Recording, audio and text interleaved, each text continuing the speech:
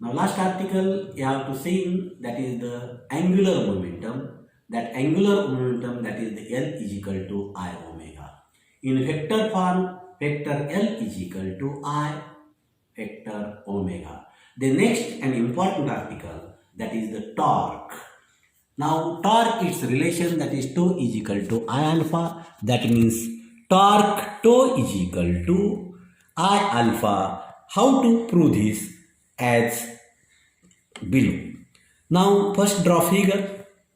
In figure, a complete unshaped body consisting of number of particles of masses, its distance from the axis of rotation, that is the difference, that is r1, r2, r3, dash dash dash rn.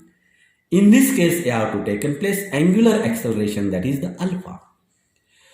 Now this is the explanation for figure concerning to number of particles of masses m1, m2, m3, mn, distance from the axis of rotation, that is r1, r2, r3, rn, as like this. Now from this figure, you have to explanation in paper, you have to read. Consider a rigid body rotating about an axis passing through O and perpendicular to the plane of the figure. I will explain what is meant by O, what is meant by m1, r1, r2, alpha.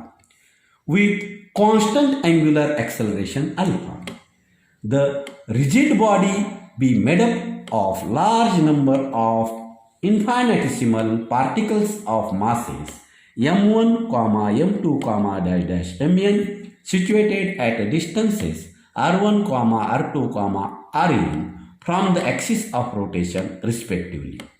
All the particles in a rigid body perform circular motion about an axis of rotation with constant angular acceleration alpha, but the linear acceleration of each particle is different. Clear? Because its velocity should be different. According to Newton's second law of motion, force on particle of m1 is F1 is equal to m1 a1. That is the mathematical relation. But what is second law of momentum?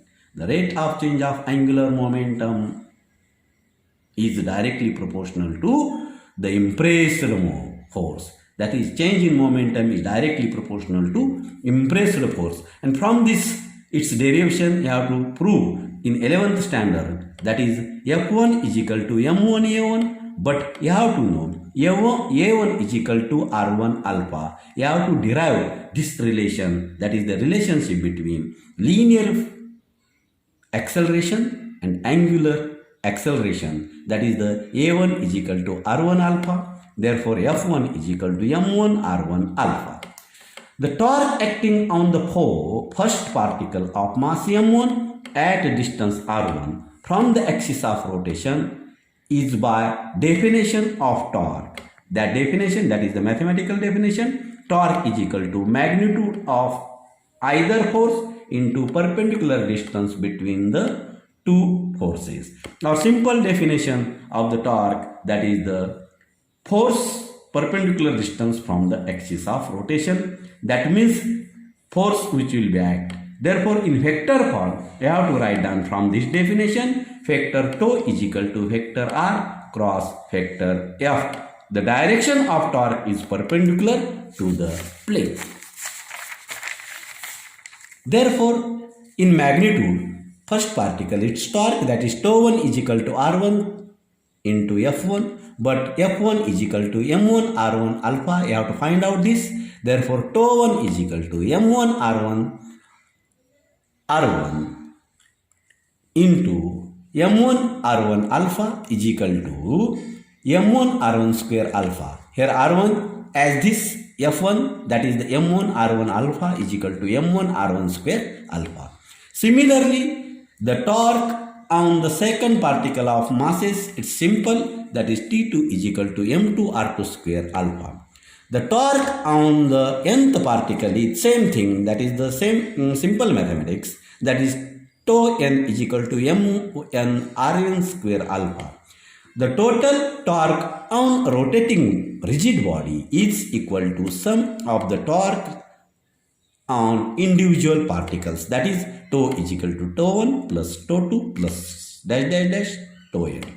You have to find out what is the value for tau 1, what is the value for tau 2. Place and add m1 r1 square alpha plus m2 r2 square alpha plus dash dash dash mn rn square alpha. Tau is equal to common term, that is the alpha, taking outside the bracket, remaining term, that is the mn rn square plus m2 r2 square plus dash dash dash mn rn square. But definition from the moment of inertia, summation of product of mass and square of axis of distance from the axis of distance, that is the I. Put this value and take here tau is equal to I alpha. Torque acting on rotating rigid body is directly proportional to moment of inertia of the body and acceleration. Now here finish your important article. You have to ask in exam, that is the tau is equal to I alpha. इथपर्यंत जर कुणाला काय अडचणी असतील तर तुम्ही अगदी व्यवस्थित विचारू शकताय. सिंपल टर्म्स आहेत. 11th बेसिक तुमचं क्लिअर झालेलं आहे. तरी पण काय अडचणी वाटत असतील तरी विचारा आणि फॉलोअप करा आणि रेग्युलर पाहत चला. हे जे काय मी देतोय तुम्ही एक वेळेस तुम्ही पहा, तुम्हाला काहीच प्रकारची एक्झाममध्ये अडचण येणार नाही. नाव best luck to your studies.